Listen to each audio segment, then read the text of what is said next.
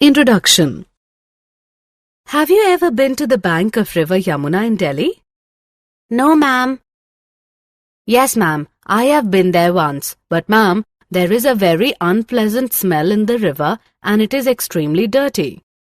Yes, Gaurav, you are absolutely correct. Yamuna River is now one of the most polluted rivers of India. But it was clean before. Have a look. And now our activities have made it polluted and it appears dirty. How are we making this river polluted? Many of our activities destroy the clean state of rivers, such as throwing plastic bags, pollution from the cars, dumping of industrial wastes. Let us explore them in detail and their effects on our environment. Objectives.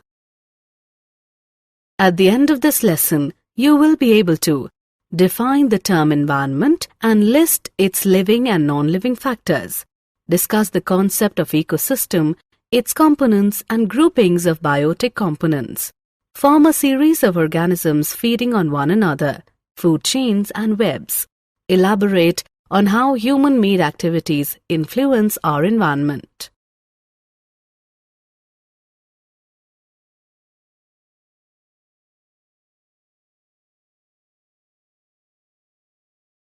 Ecosystem. An ecosystem is a natural system consisting of all plants, animals and microorganisms in an area functioning together with all the non-living physical factors of the environment. Components of ecosystem. Ecosystem comprises the following two components. 1. Biotic factors including all living organisms.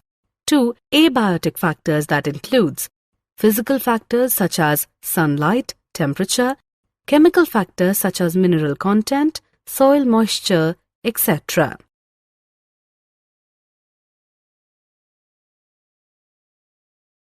Types of ecosystem. There are two different types of ecosystems. They are 1. Natural ecosystem, in which we have forests, deserts, grasslands, mountains, etc. and 2. Artificial ecosystem, in which, example, parks, gardens, crop fields, zoo, etc. exists. Classification of biotic components of ecosystem. Biotic components of our environment can be classified into three major groups. They are producers, consumers, and decomposers. Now we will learn in detail that what are producers, consumers, and decomposers. Producers are organisms like green plants that produce organic compounds from inorganic compounds. A consumer is the organism that obtains nutrients from other organisms. And the decomposer are microorganisms which decompose dead plants and animals. They decompose complex organic substances into simple inorganic substances in the soil, which are again used by the plants. Food chain. A food chain is a succession of organisms in an ecological community that constitutes a contribution of food energy from one organism to another as each consumes a lower member and in turn is preyed upon by a higher member. A food chain begins with a producer. Producers are eaten by primary consumers, herbivores, which are eaten by secondary consumers, carnivores, some of which may in turn be eaten by tertiary consumers, the top carnivore in the chain. Trophic level. Each step in a food chain where transfer of food energy takes place is called trophic level. The first trophic level consists of producers. The second trophic level consists of primary consumers. The third trophic level consists of secondary consumers. The fourth trophic level consists of tertiary consumers. Since the transfer of food energy decreases at every trophic level, the number of trophic levels are limited and do not exceed 4 or 5.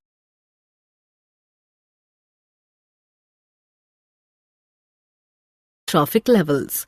Energy flow in trophic levels of a food chain. Green plants producers absorb about 1% of solar energy falling on the leaves and stores. During the transfer of food energy from one trophic level to the next, 90% of the energy is lost to the environment and only 10% is transferred to the next trophic level. So, there is a decrease in the amount of food energy transferred at every trophic level by 10%. This is known as the 10% law of energy transfer. Biomagnification. Harmful chemicals like insecticides and pesticides, which are used to protect crops from insects and pests, are absorbed by plants and enter the food chain. Since these chemicals are non-biodegradable, they get accumulated at every trophic level and their concentration increases. Since human beings occupy the highest trophic level, the concentration of these harmful chemicals is maximum in our bodies. The increase in concentration of harmful chemicals in the bodies of organisms at higher trophic levels is called biological magnification.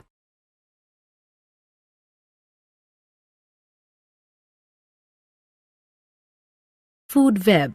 The complex system of interrelated food chains in an environment is known as food web. How do human activities affect the environment? Human activities produce a lot of waste materials which are thrown away into the environment. These wastes cause pollution of air, water and soil. The waste materials produced are of two main types. They are biodegradable waste and non-biodegradable waste.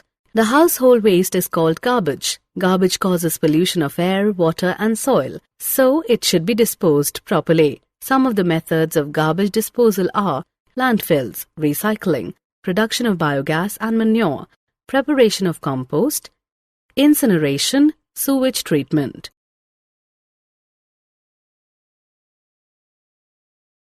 Depletion of ozone layer in the atmosphere.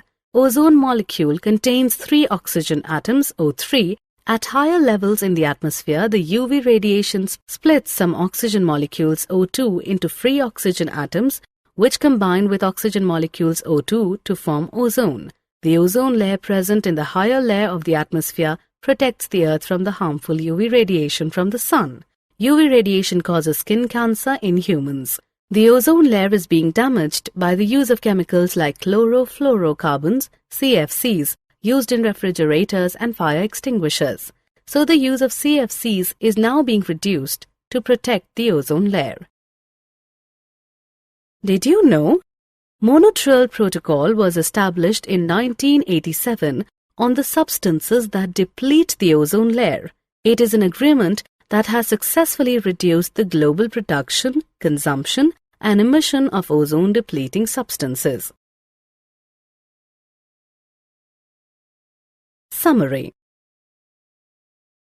Let us summarize what we have learnt.